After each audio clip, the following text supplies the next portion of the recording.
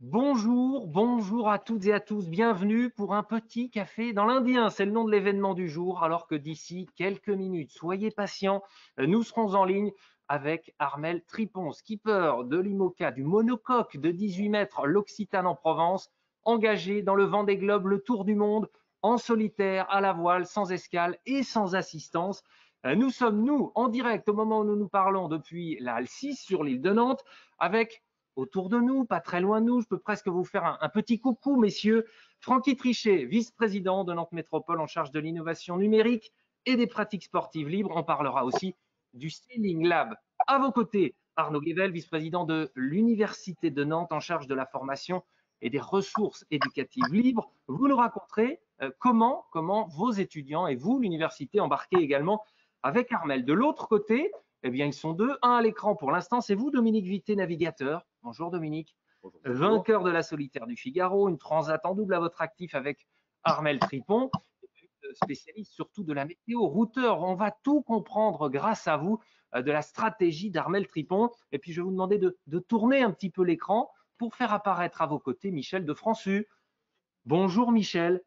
Vous êtes le directeur du chantier Black Pepper, donc basé à Nantes, qui a construit le bateau d'Armel Tripon. Vous êtes aussi le team manager, autrement dit le patron de l'équipe l'Occitane, l'équipe d'Armel Tripon. Pour bien comprendre l'ancrage de ce projet d'Armel Tripon à Nantes et ses partenariats avec tous les acteurs qui sont ici autour de la table à la Halle 6, eh bien, on a choisi de vous raconter les débuts de ce projet Vendée Globe en images, comprendre finalement comment ce tour du monde, eh bien, il a démarré sous le pont de Cheviré.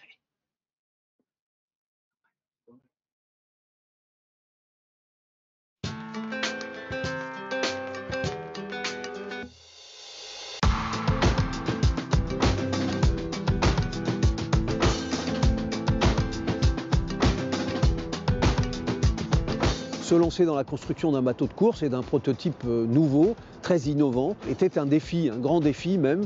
D'abord, c'est plus de 2 années de travail, c'est un énorme boulot de réflexion, de travail, d'études, de recherche, de mise en œuvre. C'est une fierté parce qu'on s'aperçoit aujourd'hui que ce bateau est bien né, on sait et on voit tous les jours qu'il a un potentiel de vitesse énorme. C'est une fierté pour beaucoup de gens, pour tous les compagnons qui travaillent dans ce chantier, c'est une fierté pour la ville de Nantes, c'est une fierté pour tout le monde.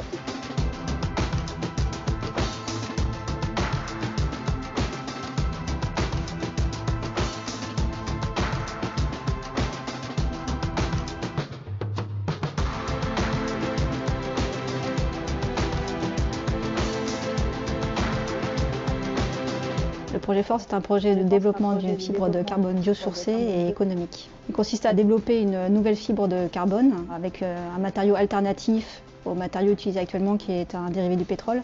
Donc là, le matériau de base sera de la cellulose et potentiellement de la cellulose recyclée. Pour réaliser le siège baquet d'Armel, on a utilisé 2 technologies ensemble. La première qui est une technologie de placement de fibres, le Tailored Fiber Placement, qui nous a permis de réaliser une préforme sèche avec les fibres force et surtout sans avoir de chute de matière. Donc on est vraiment dans cette logique de réduction de l'impact environnemental des matériaux composites.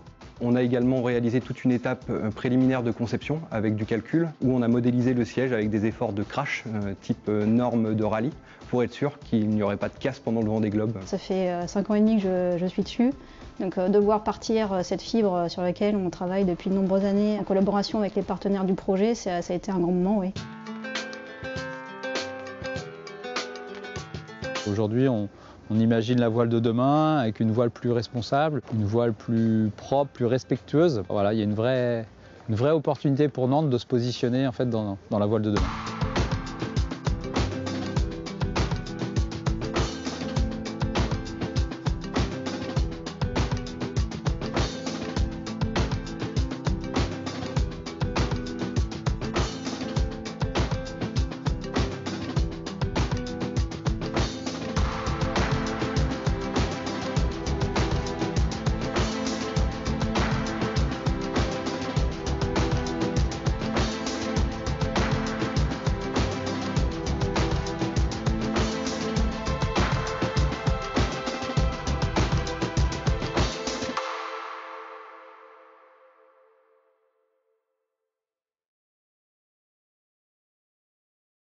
Monde, un projet pour le tour du monde qui est donc né ici sous le pont de Cheviré. Je vous voyais suivre très attentivement tout cela, Francky Trichet. D'ailleurs, tour du monde en 80 jours, hein, on est sur ces bases-là et je vous vois afficher la couleur avec le portrait de Jules Verne sur votre t-shirt. Comment elle s'est construite, cette histoire commune entre Armel Tripon et Nantes Métropole? Racontez-nous. Oui, j'en profite juste pour montrer mon petit t-shirt de Jules Verne avec l'écharpe nantaise. Alors, Nantes est une ville de fluidité. Nantes a un fleuve qui coule en son cœur et on voit bien que Nantes est une ville ouverte sur la mer, le maritime, le nautisme.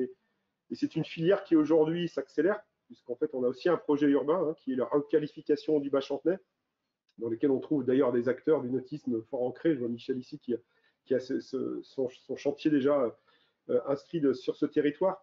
Et donc cette histoire avec Armel, elle est assez naturelle, puisque sur cette filière de l'innovation, du nautisme et du maritime, on souhaite vraiment avoir des valeurs fortes qui sont l'innovation, de fait. Donc Armel incarne par justement ce bateau IMOCA et toute l'équipe qui a derrière de la recherche, du développement très en amont, et puis du faire et de l'expérimentation. Et je pense qu'il est en train de nous le démontrer sur ce Vendée Globe.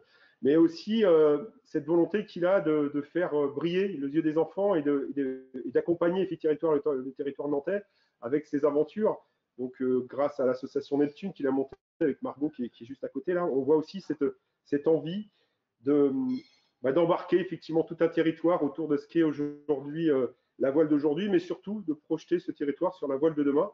Et donc, d'avoir aussi cette inflexion sur les grandes transitions qu'on doit engager, même quand on est marin, et qu'on doit peut-être, en exigence, incarner, montrer l'exemple, être un rôle modèle, comme on dit. Et je pense que Armel, il a ça dans ses veines, il a ça dans sa chair. Voilà, Armel est nantais, Nantes est avec Armel, l'innovation, l'inclusion, embarquer les enfants, mais pas que, et puis surtout se projeter sur le monde d'après pour qu'il soit plus vertueux et plus sobre. Les Nantais se mobilisent, l'engouement comme partout ailleurs, pour ce Vendée Globe et pour ce Vendée Globe d'Armel Tripon. Comment ils se mobilisent justement, les Nantais? Ils se mobilisent, on le voit déjà par les enfants, avec tous les messages qu'ils ont postés. 450 enfants dans une démarche avec Neptune qui aujourd'hui se disent Armel, on est avec toi. Ils se mobilisent avec le tramway, puisqu'on a fait une opération avec la Sémitane, que je remercie encore, et l'université, autour de tous avec Armel. Il y a un tramway qui est sur la ligne 1, et puis encore une fois, les gens se l'approprient au quotidien, qu'on soit à 8h, à 23h. Armel est dans nos cœurs. Je vous arrête. Francky Trichet, je vous arrête, mais puisque vous parlez de tramway, il se trouve qu'on peut le voir et l'entendre, ce tramway, avec la voix d'Armel Tripon, quand vous êtes, vous, passager. C'est parti. Salut les Nantais, c'est Armel qui vous parle depuis l'hémisphère sud. Je longe les côtes brésiliennes avec mes amis les poissons volants. Bon voyage. Voilà donc ce tramway aux couleurs d'Armel Tripon et l'Occitane. Francky Trichet, on peut l'entendre et lire également les messages des enfants dans ce tramway changé tous les 15 jours. Oui, c'est ça qui est magique, c'est qu'en fait, Armel nous donne des petites bouffées d'oxygène au quotidien, qui est un peu compliqué ce quotidien, il faut bien l'avouer. Donc, je trouve que ce Vendée Globe, il est atypique, mais le fait qu'Armel, à un moment donné, puisse écouter et voir, qu'on puisse entendre Armel et que lui puisse avoir aussi en retour quelques messages, ça c'est magique. Et puis, il y a cette course du numérique aussi, puisque je sais qu'il y a plein d'acteurs nantais qui ont décoré leur bateau sur Virtual Regatta aux couleurs d'Armel. Il y a même des universitaires qui se sont engagés en équipe sur le sujet. Donc voilà, il y a du présentiel, il y a du quotidien, il y a du numérique. On est tous avec Armel et voilà, Nantes est avec lui et je pense qu'il le vaut bien parce qu'en fait, les valeurs d'humanisme, les valeurs d'engagement et surtout cette sensibilité qu'il a auprès des enfants pour les faire rêver, nous, les grands enfants, je trouve que voilà, c'est vraiment l'image. Encore une fois, Jules Verne est avec toi, mais tu es notre Jules Verne étant moderne. Voilà, Armel Tripon, le message est passé. On l'aura avec nous dans quelques minutes. Patience, on est en train de tenter de le joindre et vous pouvez lui poser des questions. On le rappelle avec la fonction chat, vous qui nous regardez sur la partie droite, la petite bulle sur la droite de votre écran. À vos côtés, Francky Trichet, Arnaud Guével, l'Université de Nantes a aussi entamé un partenariat avec Armel Tripon. Expliquez-nous comment cela se matérialise. Oui, alors notre partenariat avec Armel, c'est tout d'abord, il se caractérise par plus de 45 000 étudiants, personnels, collaborateurs qui le suivent sur une page sur notre site et qui l'encouragent au quotidien dans la poursuite de sa course et de ce projet assez fou et fantastique. C'est aussi un partenariat qui a du sens pour nous parce que on voit dans une telle course et pour mener un tel projet, faut des qualités humaines, mais aussi il faut porter des valeurs qui sont finalement pour certaines d'entre elles des valeurs qu'on peut retrouver dans une formation et dans un projet d'étudiant. Il faut de la motivation, de l'engagement, de la détermination. Il faut être construit et mener sa barque, j'ai envie de dire, comme il se doit. Et c'est un exemple, je pense, pour tous nos étudiants. En tous les cas, c'est aussi, comment dire, Armel, quelqu'un qui est très engagé, investi à nos côtés, qui porte des messages à nos étudiants, ça les encourage, surtout dans une période pareille. Et donc, c'est vraiment un moment très plaisant et très rafraîchissant, en fait, passé avec lui. Et d'une certaine façon, l'Université de Nantes a un peu aussi le sentiment d'avoir embarqué avec lui, et ça, c'est assez fantastique. Alors, on est tous masqués, vous l'avez vu, pour ce café dans l'Indien. Le contexte sanitaire est ce qu'il est. Est-ce qu'on peut, Arnaud Guével, faire un parallèle entre le confinement qu'ont subi les étudiants avec celui qu'a choisi Armel? Oui, alors le parallèle a quand même ses limites. En effet, Armel a choisi d'embarquer et a mis des mois, voire des années à construire ce projet. Nos étudiants subissent ce confinement et nos étudiants ont envie d'un retour sur Terre ou d'un retour à la normale, pendant qu'Armel, on le voit bien à travers tout ce qu'il partage avec nous à Terre, prend beaucoup de plaisir et ne semble pas en tout cas réclamer pour l'instant la terre ferme. Donc, mais en effet, il y a quand même des points communs, comme le fait souligner ce petit post qu'a adressé un de nos étudiants, la team, qui est étudiant en santé et qui se compare avec Armel, isolé. Vous voulez que je vous le lise? Oui, on veut bien. Oui. Allez, je vous le lis, ce seront ces mots. Armel, donc le mot de team écrit sur ce site. Armel, cette année particulièrement, tu ne seras pas seul à naviguer dans un océan de solitude. Les appartements étudiants ne tanguent pas, mais ne sont pas plus grands que la cabine de ton IMOCA. Beaucoup d'entre nous mangeront des plats préparés comme ceux que tu vas manger pendant ce tour du monde. Beaucoup ne voient pas leur famille pendant des mois. Nous sommes tous avec toi. Représente Nantes aussi fièrement que nous sommes fiers de toi. Voyage pour nous tous. Signé un envieux confiné. Tim, voilà le genre de message que vous recevez. C'est ça. Donc, on voit bien que là, nos étudiants sont envieux, mais aussi profitent et bénéficient de ces messages, ce lien particulier avec Armel qui fait que ça leur apporte sûrement quelques instants de plaisir, de bonheur, un peu d'oxygène aussi pendant ce confinement. Merci Arnaud Guével. Et ce site, l'adresse de ce site, on le rappelle, tous-avec-armel.univ-nantes.fr pour lui laisser des messages. Donc Armel Tripon, si on parle de la course qui est actuellement 14e au dernier pointage, qui a entamé une formidable remontée, on en est à 38 jours de mer, donc quasiment à la mi-course, 14e sur 27 concurrents toujours en course.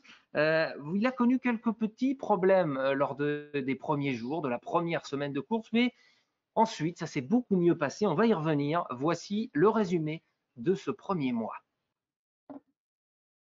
Pendant combien de temps il part en mer là? 64 jours. 75, 20, 73. Bonjour Armel, je rêve de faire un petit tour sur ton bateau et je veux voir à quelle vitesse il va. C'est un départ assez extraordinaire qu'on a pu vivre. Du soleil, du vent et voilà, de la glisse. La glisse en perspective.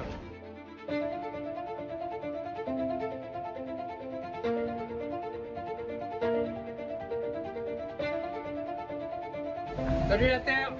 Voilà, réveil un peu douloureux là ce matin, avec la perte de ma voile, le J3. Avec l'équipe technique qui a été extraordinaire encore une fois, on a trouvé la solution.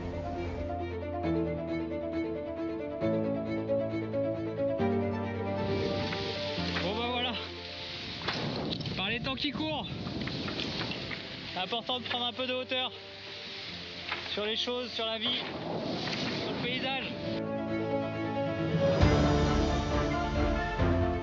Changement de décor aujourd'hui à bord de l'Occitane. Ça y est, on a retrouvé du vent, on est dans les alizés, on a un mât qui est réparé.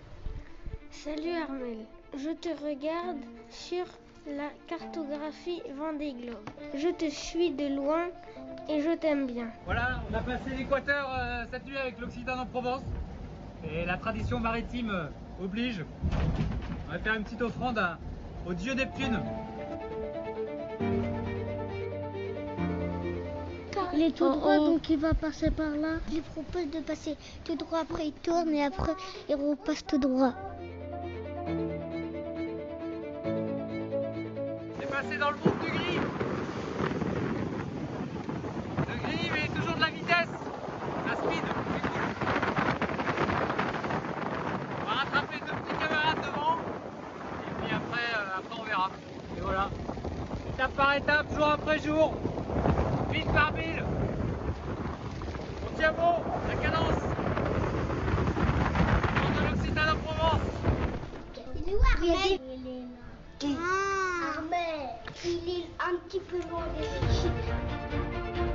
Bonjour Armel Tripon, je m'appelle Firas. Est-ce que tu pourrais avancer un petit peu? Bonjour Armel, tes tactiques sont fabuleuses et tu es très rusé, alors tu peux être premier.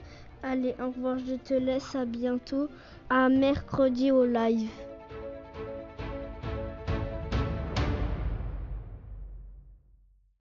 Voilà donc pour le premier mois de course pour Armel Tripon, quelques bas au Patron début.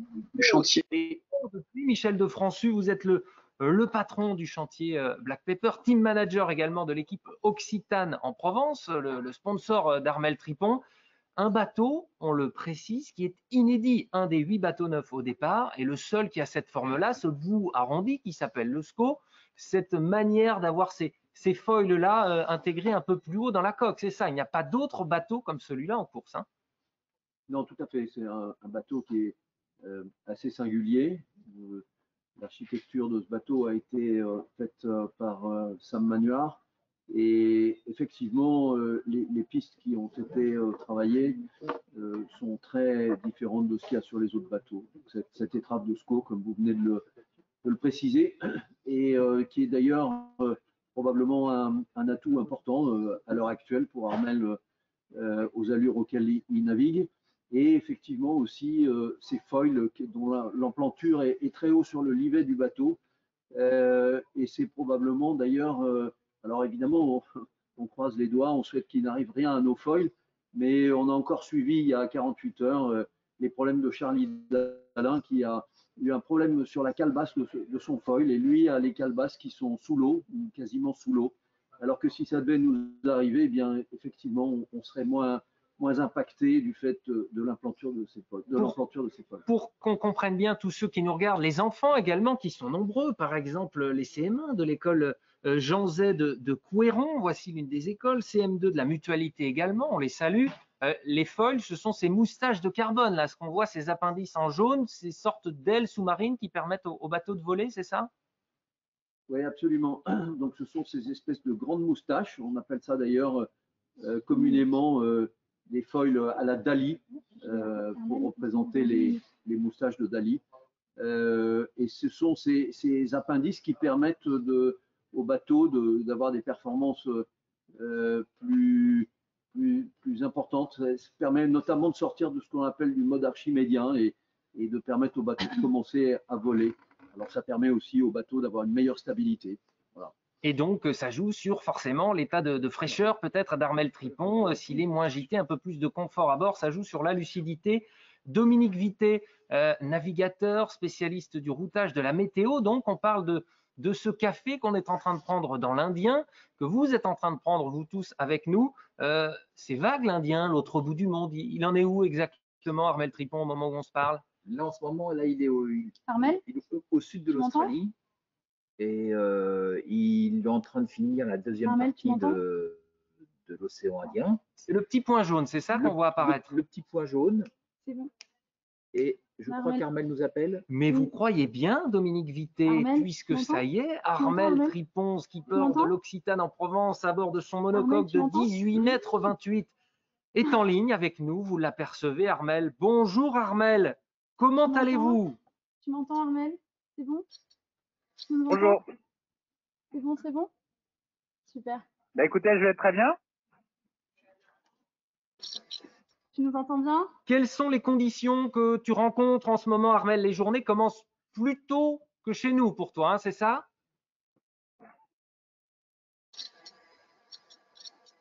Alors les nuits sont très courtes, de plus en plus courtes. On doit avoir à peu près 5 heures de nuit, je pense.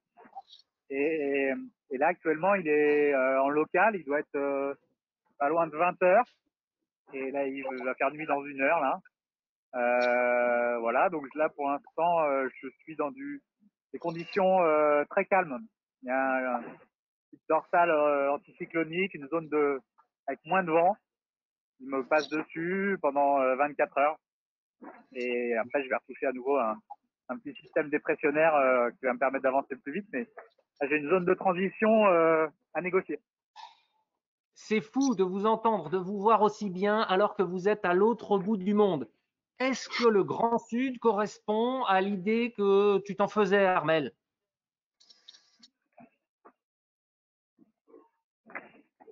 Alors oui et non, parce que pour l'instant, à la différence des premiers qu'on pris 15 jours de gros temps, moi je n'ai pas encore connu ça. Et bon, je m'en porte pas plus mal hein, quelque part. Et c'est vrai que voilà, le Sud c'est une grosse houle, c'est des dépressions qui se succèdent. Et là, curieusement, voilà, les systèmes météo n'étaient pas vraiment en place. Enfin, bon, c'était assez inhabituel, j'ai l'impression, comme météo, avec un anticyclone très haut, enfin très haut, très bas. Et du coup, voilà, moi j'ai eu des conditions tout à fait correctes, même très étonnantes pour l'Indien, quoi, avec de la mer plate. Voilà. Et bon, j'espère que le Pacifique sera un peu plus musclé, avec une grosse houle. Mais par contre, voilà, les décors, la température, les couleurs sont là, quoi. Ça, c'est chouette. Tu as fait une sacrée remontée depuis ton entrée dans les 40e rugissants il y a 15 jours. La 13e place est devant toi. Est-ce que tu te projettes encore plus loin?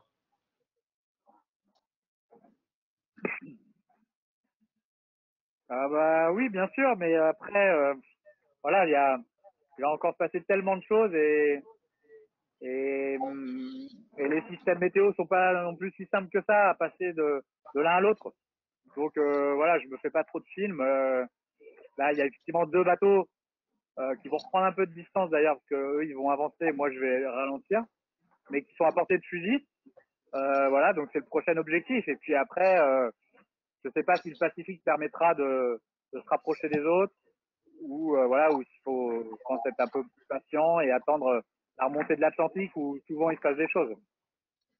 Ton bateau, on l'imagine, est plus à l'aise à l'endroit où tu es que sur la Loire. Tu prends du plaisir tous les jours?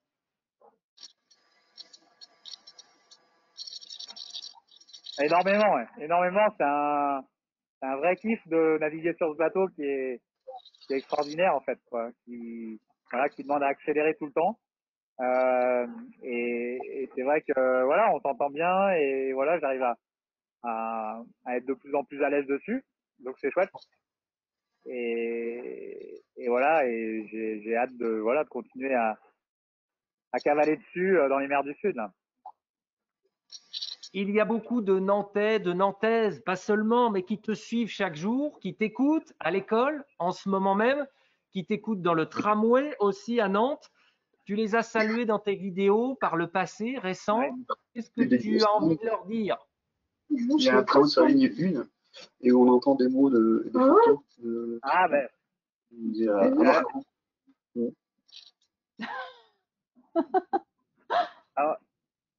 J'entends des voix. Qu'est-ce que tu as envie de leur dire à tous ces Nantais, ces enfants des écoles? Ouais. Bah, je voulais déjà vraiment remercier encore une fois tous les enfants des écoles qui ont contribué à suivre cette course et puis à m'envoyer des messages d'encouragement. J'en découvre chaque jour dans mes portions quotidiennes de nourriture. J'ai des petits messages bienveillants, des messages drôles, des messages d'encouragement, des vœux pour la planète aussi, des rêves d'enfants, quoi.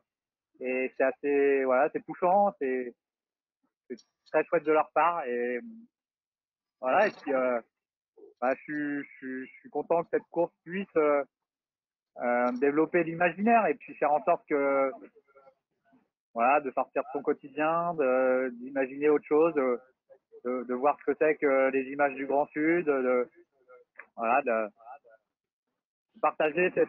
partager mon quotidien. Alors, l'imaginaire, oui, du concret aussi. Des enfants qui demandent sur le chat si tu as froid en ce moment et si tu as besoin de chaussettes chauffantes, ce que tu vas manger à Noël également.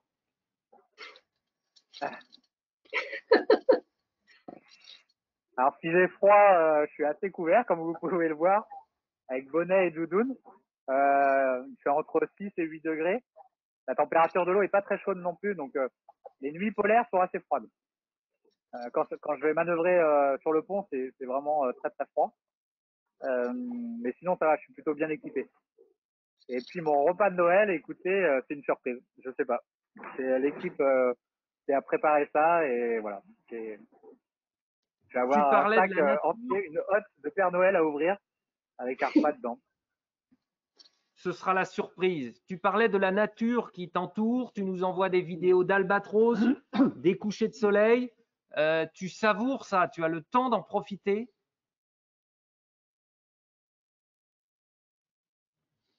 Bah, c'est la force de notre sport, c'est qu'on voilà, on navigue dans un milieu naturel, sauvage, et ça l'est encore plus ici. On sent que voilà, la main de l'homme n'est pas intervenue, il n'y a pas de cargo, il n'y a pas de pollution, il y a cet air qui est très très pur, qui crée une luminosité qui est incroyable, que j'avais jamais vue auparavant.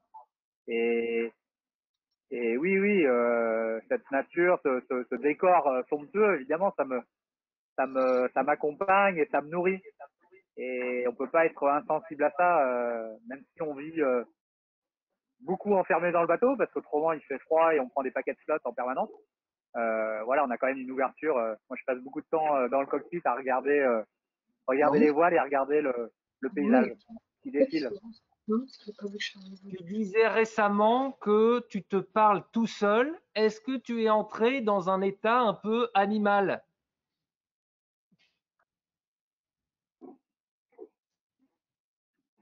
Dans un état animal, dans le sens où un animal il vit au jour le jour, c'est-à-dire qu'il se projette pas sur du long terme. Il est dans l'instinct, il est dans voilà l'instinct de survie et effectivement dans le mode de compétition il y a un peu de ça, je pense, c'est de pas se faire de film sur qu'est-ce qui va se passer dans 3, 4, 5 jours ou 10 jours, et voilà, de vivre le moment présent. Et c'est en ce sens-là où en étant aux prises avec les éléments, de sentir son bateau, c'est un sport qui est très sensitif. Donc il faut sentir le vent, il faut sentir les nuages, il faut sentir quand le bateau a mal ou quand le bateau a besoin d'aller plus vite. Voilà, donc c'est dans ce sens-là où il y a ce côté animal très primaire en fait. Bah, certains n'en ont pas. En même temps, tu as cité au début du Vendée Globe Nelson Mandela. On sent que tu essayes de prendre de la hauteur en permanence, de relativiser ce qui se passe.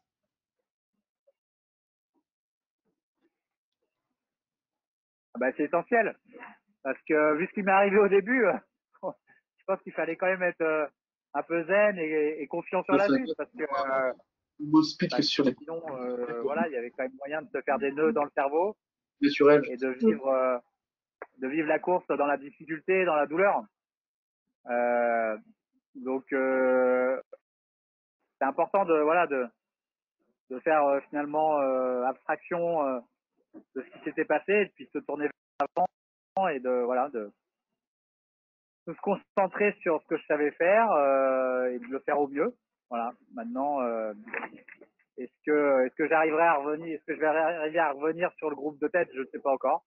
En tout cas, je m'y emploie, mais maintenant, je maîtrise pas tout. Justement, les enfants de la Bottière et des Batignolles nous demandent ce que tu as prévu pour rattraper Clarisse, si tu as un secret pour ça.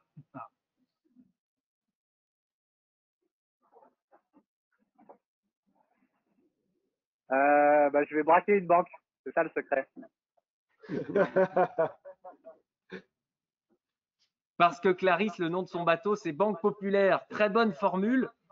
Quand tu vois les gros problèmes rencontrés par d'autres concurrents avec des bateaux neufs, tu es content, toi, d'avoir ton SCO, ce bateau à bout arrondi, en bon état et du travail effectué en amont?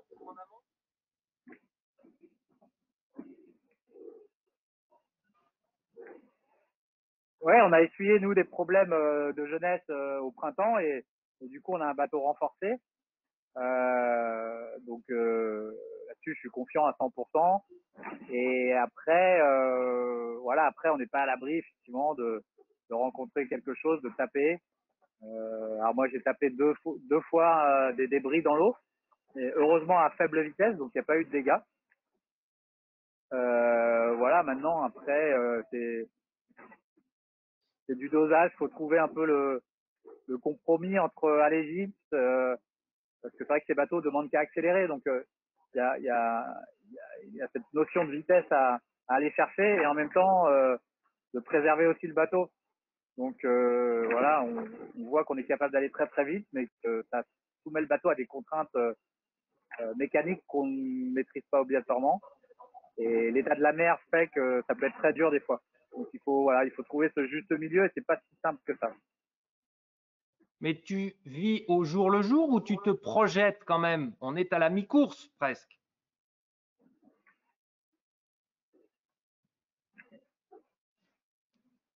Je me projette, je prends des fichiers météo à 6-7 jours. Donc j'ai une vue sur une semaine. Après ça évolue assez vite, mais je fais de la météo sur 2-3 jours avec des fichiers très précis sur 24 heures. Voilà, donc c'est ça mes projections. Maintenant, je m'amuse pas, par exemple, à router les autres bateaux pour voir si je vais les rattraper dans 3, 5 ou 10 jours. Parce que je sais que ça, c'est pas très productif, quoi. Donc voilà, le classement, je le prends aussi. Mais voilà, je garde beaucoup de distance avec tout ça. Voilà, je pense que l'intérêt finalement de cet état-là et de cette course, c'est de pouvoir être concentré sur uniquement ce que moi j'ai à faire, c'est-à-dire trouver la bonne trajectoire. Et ça, j'ai pas besoin de concurrents. Et puis après, faire avancer le bateau le plus vite possible. Alors justement, question d'enfant. Et en même temps, en restant dans la limite.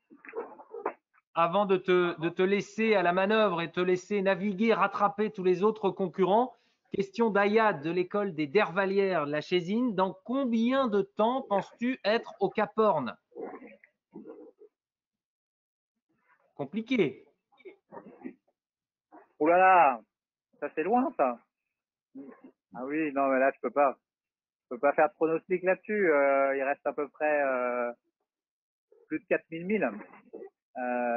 Donc c'est beaucoup de distance et j'y serai pas pour Noël, ça c'est sûr. On a pris beaucoup de retard avec la descente de l'Atlantique, c'était compliqué surtout pour moi d'ailleurs. Mais globalement, on n'est pas en avance par rapport à il y a 4 ans. Voilà, donc peut-être que le Pacifique sera plus rapide, je ne sais pas. Mais non, là je peux pas dire. Je vais être bientôt dans le Pacifique, par contre, ça c'est aussi une grande première et c'est sympa. Voilà, donc du coup, dans 48 heures, je serai dans le Pacifique. Et puis après, ce sera la Nouvelle-Zélande. Ça sera un autre terrain de jeu. Merci Armel, merci beaucoup de nous faire voyager.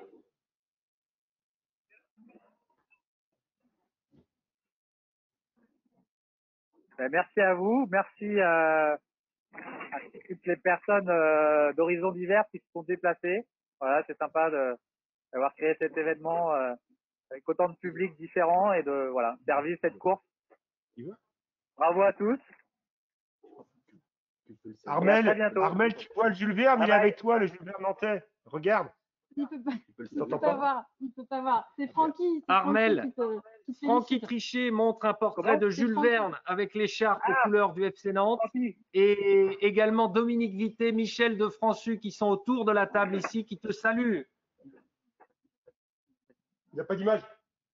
Non. Ah putain, c'est con. Ça n'a pas marché. Leur fait des grosses bises. J'ai rien compris au système. Les grosses bises sont passées, les grosses bises sont transmises. Merci beaucoup Armel et bonne course, surtout bonne continuation pour la fin de l'Indien, le début du Pacifique. Donc à très bientôt Armel. Tous les enfants également des écoles qui te suivent te saluent.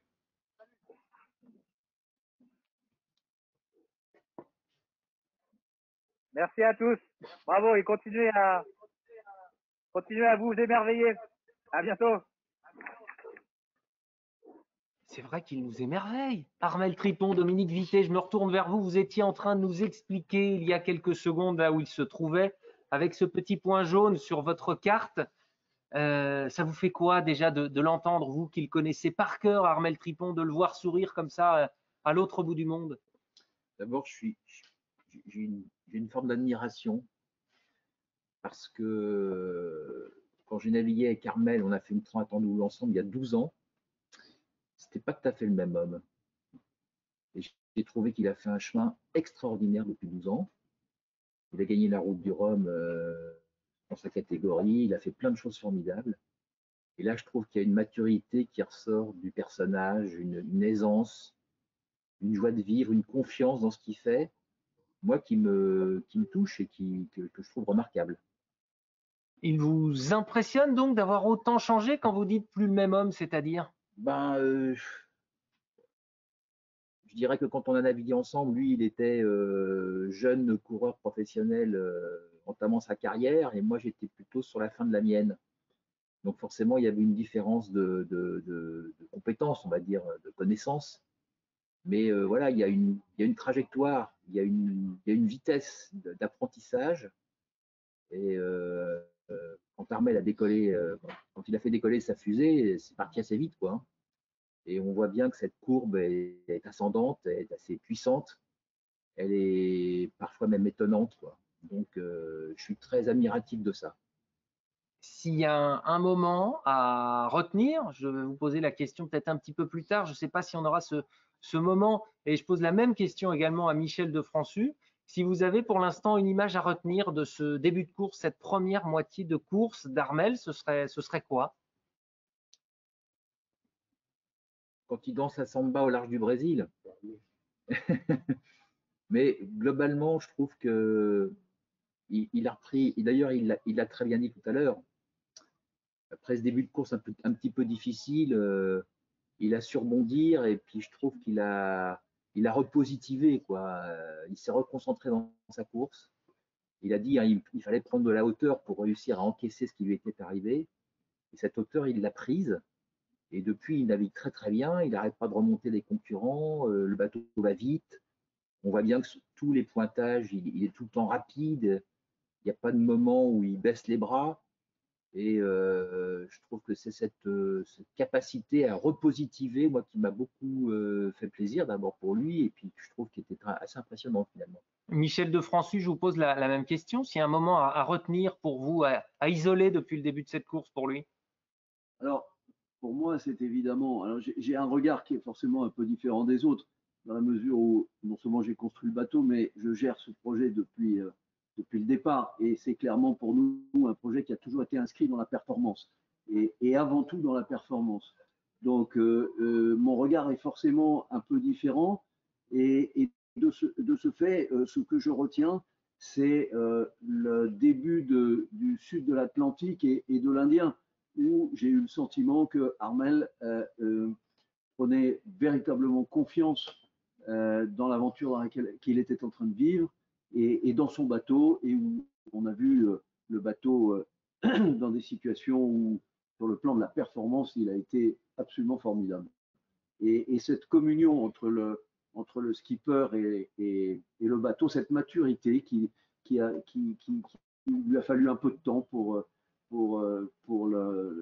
l'acquérir, est absolument formidable. Oui, parce que Armel, comme tous les skippers, comme d'autres skippers, n'a pas pu naviguer autant qu'il l'aurait souhaité dans les mois qui précédaient le Vendée Globe. Donc il l'a dit, j'apprivoise encore mon bateau dans certaines conditions. Cet Indien, Dominique Vittet, on voyait vos petits points tout à l'heure, le petit point jaune qui représentait ce bateau de 18 mètres au milieu de l'océan Indien. Vous pouvez nous le remontrer, nous décrire ce qu'il attend également dans les prochains jours? En fait, là, il va traverser, alors je ne sais pas si je peux avoir l'image d'aujourd'hui à 15 heures. Il va traverser aujourd'hui une zone de molle. On voit ici sur cette petite illustration, on voit les parties bleues sont les parties où il n'y a pas de vent. Les parties jaunes, les parties vertes, il y a un peu plus de vent, et puis ainsi de suite jusqu'au rouge où il y a des tempêtes qui passent dans le sud. Et on voit bien qu'Armel navigue, le petit point jaune navigue aujourd'hui à la limite de ses calmes, donc il va avoir une journée un petit peu difficile, probablement aujourd'hui. Et la ligne rouge, c'est la limite des glaces qu'ils ne peuvent pas franchir, hein. C'est une limite de sécurité, ils n'ont pas le droit de la franchir. Donc il va naviguer au plus près de cette ligne rouge. Interdit d'aller en dessous, hein, pour que tout le monde comprenne, sinon il y a des icebergs, c'est ça? Voilà, hein, c'est une ligne définie par l'organisateur, par le comité de course. D'abord, il y a des icebergs plus au sud. Et la deuxième raison, c'est que les pays qui sont à proximité, en l'occurrence en ce moment c'est l'Australie, chacun de ces pays a défini une distance au-delà de laquelle il ne voulait plus intervenir pour la sécurité des bateaux. C'est une question de capacité des appareils, des hélicoptères, des bateaux, tout ce qu'ils ont. Donc là, c'est l'Australie. Après, quand ils navigueront au sud de la Nouvelle-Zélande, ce sera la Nouvelle-Zélande qui a défini cette zone. Puis quand ils approcheront de l'Amérique du Sud, c'est le Chili qui a défini la zone. Donc, alors, on n'en est pas là. Le point rouge également, c'est la tête de la course, hein, pour qu'on comprenne alors, bien. le point rouge, c'est la position de Maître Coq et de Linked Out ce matin. On voit qu'il y a quand même un écart substantiel entre les deux, puisque les premiers vont en finir avec l'Australie et ils vont passer au sud de la Tasmanie et attaquer bientôt le Pacifique, hein, puisque la ligne de partage entre l'Indien et le Pacifique, c'est la petite île, la Tasmanie, qui se trouve à l'est de l'Australie, qu'on voit en bleu là. Ce petit cœur bleu, la Tasmanie, bleu. donc, et une fois que la Tasmanie est franchie, on passe dans le Pacifique. Voilà, et on va passer donc peut-être au dessin de vendredi 15h, dans 2 jours. Avec les projections donc sur les conditions météo et le parcours, le routage, c'est ça votre spécialité? Exactement, donc j'ai routé les bateaux, c'est-à-dire que j'ai imaginé avec un petit logiciel adapté, le même d'ailleurs que celui qui ont les navigateurs à bord. J'ai routé les bateaux et on voit donc que dans 2 jours, Armel va passer cette petite zone de glace là, qui est à son point le plus haut. Il y a une dépression, le rond noir, qui arrive de l'ouest et qui va arriver par derrière et qui va le propulser assez fortement vers le Pacifique, hein, pendant que les premiers, le point rouge, se trouvent par contre, eux, dans une zone beaucoup moins active. On voit, ils sont dans le bleu, alors qu'Armel, lui, va avoir des conditions très très rapides, vendredi, samedi, puis il va accompagner le mouvement de cette dépression vers l'est. Donc on peut supposer qu'il va garder cette dépression pendant au moins 3-4 jours, et là, il va aller très très vite. Réduire l'écart, donc, avec la tête de la course encore un peu plus. C'est pour ça que je me suis permis de faire une projection pour le jeudi, le 24 décembre, le réveillon de Noël.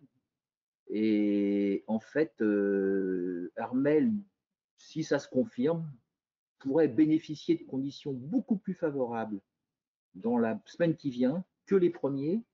Et il pourrait, d'après le routage que j'ai fait ce matin, il pourrait ramener son retard sur les premiers à moins de 1000 milles, à moins de 2000 km.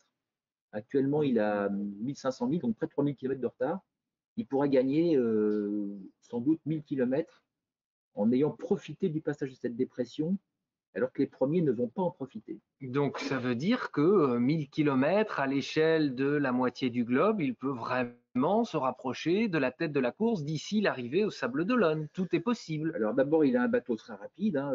Michel à côté de moi peut être fier de son bateau parce qu'on voit que sur tous les pointages, il a toujours des vitesses très élevées. Donc le bateau semble bien né et d'avoir un très joli dessin. D'ailleurs, ce qu'on pressentait déjà dès le chantier, je trouve. C'est un très très beau dessin.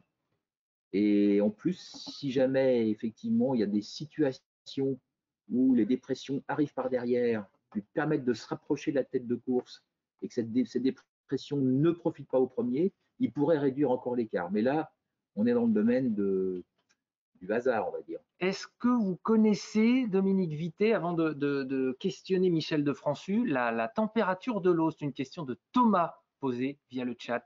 Oui, alors c'est effectivement, ils sont, quand ils vont aborder, ils sont dans les 40-45e, ils ont de l'eau qui est à moins de 10 degrés, mais s'ils vont descendre un peu plus sud, ce qui va être le cas après la Nouvelle-Zélande et dans le Pacifique, l'eau va descendre jusqu'à 2-3 degrés au passage du Horn, alors que quand ils ont passé l'Afrique du Sud, ils avaient de l'eau qui était encore à plus de 20 degrés.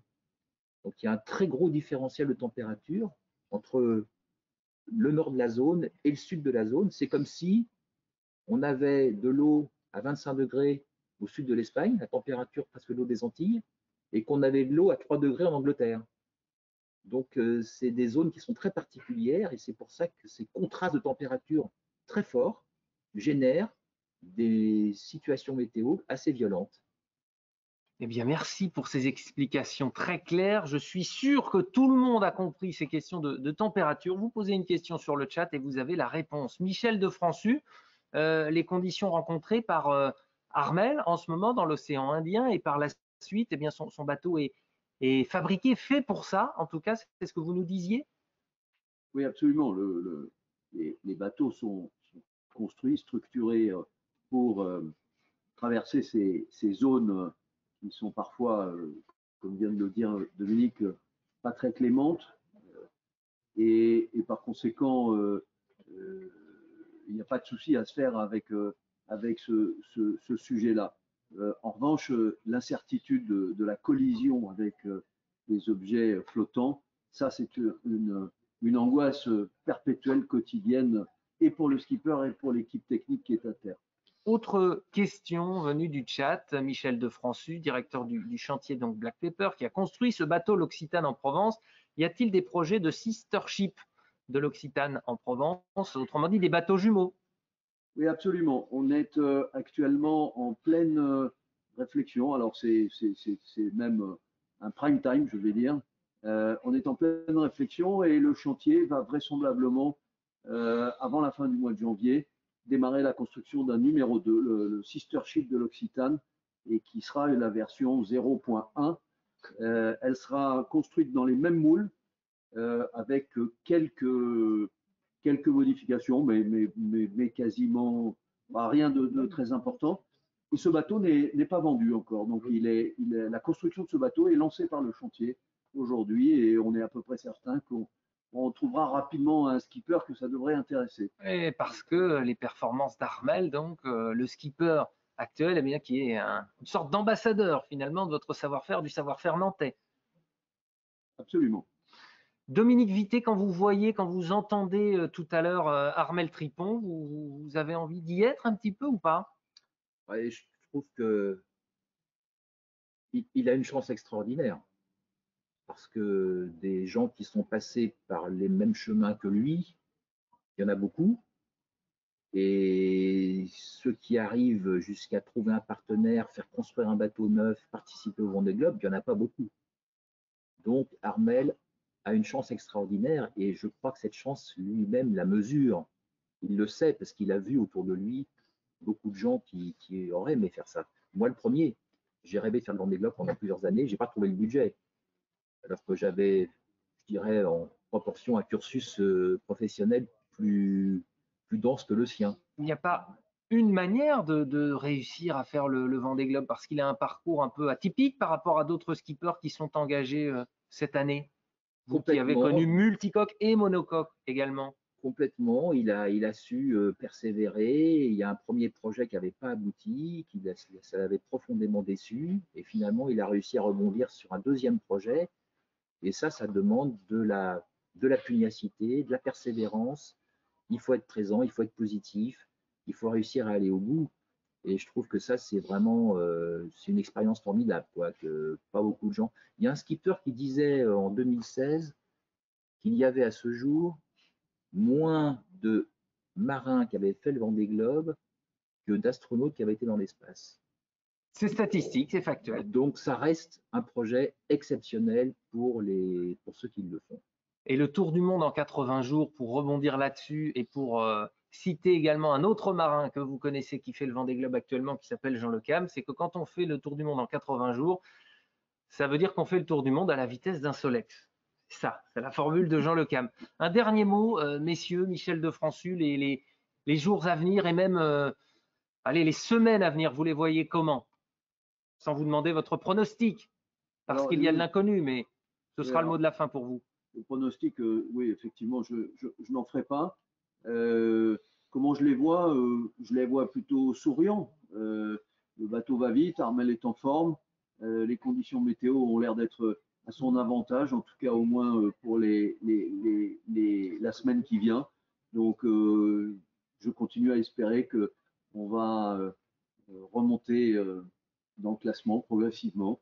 Et voilà. L'optimisme de Michel de Françu. De votre côté, Dominique Vité, les prochains jours, les prochaines semaines? Oui, on peut pas. La météo n'arrive pas à voir au-delà d'une semaine, c'est déjà beaucoup. Donc on voit qu'effectivement, dans la semaine qui vient, comme disait Michel, ça va être plutôt positif pour Armel. On espère qu'il va revenir un petit peu sur la tête de course. Il va se passer beaucoup de choses. Quand on regarde tout ce qui s'est passé depuis le départ, et on n'a fait que la moitié de la course, hein, et que la flotte est en train de naviguer dans la partie la plus compliquée, la plus difficile, donc il va se passer encore beaucoup de choses. Il y a 3 jours, on pensait tous que Charlie Dalin allait s'échapper et que peut-être qu'il était bien parti pour gagner le Vendée Globe. Il n'en est rien. Et donc, il faut être extrêmement prudent, extrêmement humble, faut être sage. Beaucoup de coureurs, d'ailleurs, mettent l'accent sur la sagesse pour naviguer. Ils se rendent bien compte qu'il faut préserver le matériel. Il y a beaucoup de casse, ce qui est normal. Donc, voilà, la route est longue, il va se passer plein de choses et il faut garder un certain optimisme. Prudence donc pour non pas la fin de course, mais vraiment la deuxième moitié, puisqu'il y est presque donc à l'autre bout du monde. Francky Trichet, Arnaud Guével, le mot de la fin peut-être pour vous, messieurs, votre réaction déjà d'avoir entendu tout à l'heure Armel en direct depuis l'océan Indien. Ouais, je pense que c'était un instant magique et on est privilégié. Hein. Merci d'avoir organisé ce temps et d'avoir, grâce aux outils numériques, technologiques, de pouvoir faire en sorte d'avoir ce petit instant suspendu et volé. Moi, j'ai trouvé en forme, j'ai trouvé avec le sourire comme on aime bien. Hein. Donc, je pense qu'il est bien dans sa tête, il vit sa course. Il reste un compétiteur, mais moi, franchement, du côté humain, j'ai trouvé plutôt à l'aise. Et puis voilà, je partage ce que Dominique vient de dire. Hein. Cette course-là est tellement folle, c'était vrai qu'il est tellement. Rien n'est. On ne peut pas dompter quelque chose, tout peut arriver, donc tout reste possible. Puis il nous fait rêver et effectivement, tout est encore jouable, donc c'est encore magique. Et puis Michel, ravi de voir qu'il va y avoir une suite à tes bateaux. Et ça, c'est vraiment une bonne nouvelle. Et je pense qu'effectivement, Armel en est un bel ambassadeur, mais c'est parce que tu as construit un bateau de dingue. Arnaud Guével. Bah, écoutez, le voir à l'écran, ça fait du bien. En tout cas, on le voit souvent, il a toujours ce même optimisme, cette belle énergie positive, beaucoup, et c'est tellement important dans une course au long cours. Et puis, moi, j'ai envie de lui dire aussi que bah, les étudiants, les personnels vont le supporter, le soutenir, l'accompagner jusqu'au ponton au Sable d'Olonne, et qu'il continue à se faire plaisir parce qu'il nous fait du bien. Quand on le voit aussi rayonnant avec un magnifique bateau. On sent bien qu'il y a une belle communion en tout cas et un beau mariage entre un magnifique bateau et un skipper qui porte des valeurs extraordinaires. Et donc le classement, c'est autre chose. Et aujourd'hui, bon, c'est un peu compliqué, mais les jours prochains seront meilleurs. C'est ce qu'on a entendu et on a envie tous d'y croire évidemment. Mais avant tout, faut qu'il fasse une belle course. C'est ce qu'il est en train de réaliser et ça, c'est l'essentiel. Eh bien, merci à vous, Arnaud Guével, Francky Trichet, mais merci également Dominique Vitet, Michel de France-Sud, d'être intervenu lors de cet événement, un café dans l'Indien, émission, ou en tout cas événement, qui sera disponible en replay pour vous, les enfants, les étudiants ou tous ceux qui suivent de près évidemment et pas de loin les aventures, la grande aventure dans le Vendée Globe d'Armel Tripon, un café dans l'Indien. On vous laisse avec cette image, ce dessin justement qui symbolise la présence d'Armel Tripon donc sur l'étrave et la proue de son bateau l'Occitane en Provence dans l'Indien. Continuez évidemment à suivre sa course Vendée Globe d'Armel Tripon.